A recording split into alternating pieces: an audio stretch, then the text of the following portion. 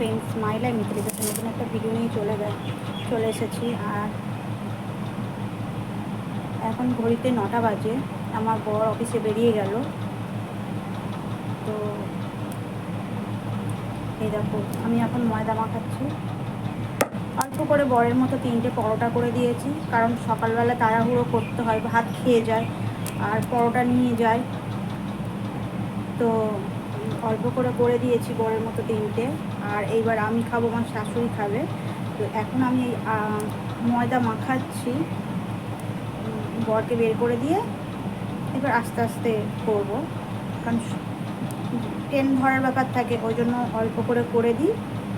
বেরিয়ে গেলে তারপর আমাদের আর কোনো তাড়াহুড়োটা থাকে না, এবার আস্তে আস্তে করতে পারবো। তো আমি এবার ময়দা মাখাচ্ছি।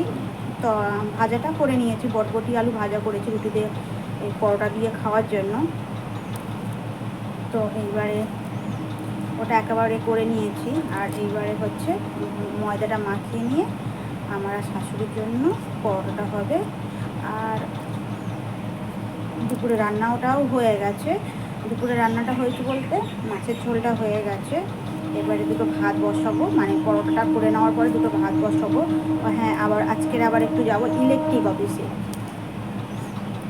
অফিসে একটা দরখাস্ত জমা দিয়ে আসতে। আর আমাদের মিটারটা একটু গন্ডগোল করছে, তার জন্য একটা দরখাস্ত জমা দিয়ে আসতে হবে। রিডিং যারা মানে মিটার দেখতে আসছে, তারা আমাদের মিটারে কোনো রিডিং দেখছে না। এর ফলে তো অনেকটা বিল উঠে যাচ্ছে, আমরা আন্দাজ করে বিল দিয়ে আসছি, বুঝতে পারছি না। ওই জন্য একটা দরখাস্ত জমা দিয়ে আসতে যাবো। আর ওখান থেকে যাবো একটু বাপের বাড়ি, কাছাকাছি বাপের বাড়ি, যেখানে ইলেকট্রিক অফিস। কিছুক্ষণ মানে 5 মিনিট হেঁটে গেলে ওখানটায় ইলেকট্রিক অফিস। তো যাবো একটু বাপের বাড়িতে, মেয়ে রয়েছে, মেয়েটাকে নিয়ে আসবো। আর আমিও অনেকদিন যাই না, তো একেবারে একটু ঘুরে আসবো। মা বললো দুপুরে এখানে এসে খাওয়া দাওয়া করবি। তো আমি একেবারে গুছিয়ে গাছিয়ে শাশুড়ির খাবার দিয়ে যাব।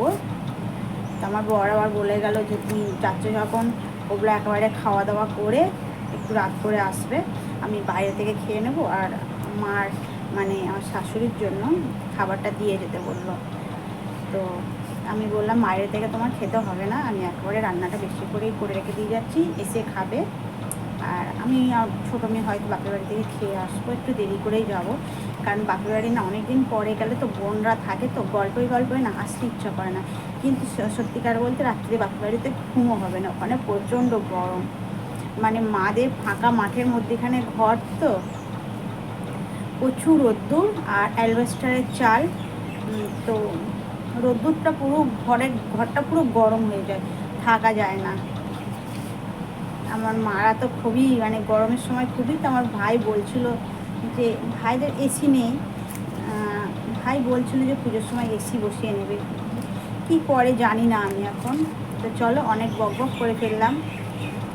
ভিডিওটা তোমরা দেখতে থাকো, আর বেশি বকবক করবো না, ভিডিওটা তোমরা দেখতে থাকো স্কিপ না করে।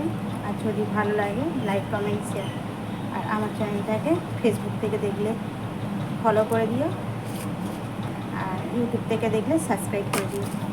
টাটা বন্ধুরা, আমি কাজগুলো করে নিই। আর মোবাইলে বকতে না কাজ করা যায় না ঠিক, ওই জন্য আর ভিডিওটা বেশি বাড়াবো না। টাটা।